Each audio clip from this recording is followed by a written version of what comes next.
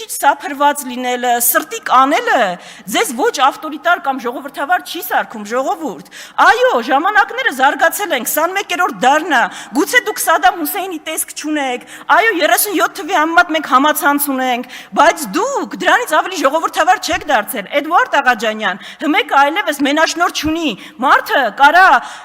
Facebook-յան լայվով, կարճ վիդեոյով իր տեսակետը արտահայտի, դուք դրա հետ բան չեք կարա անեք, բայց դրա համար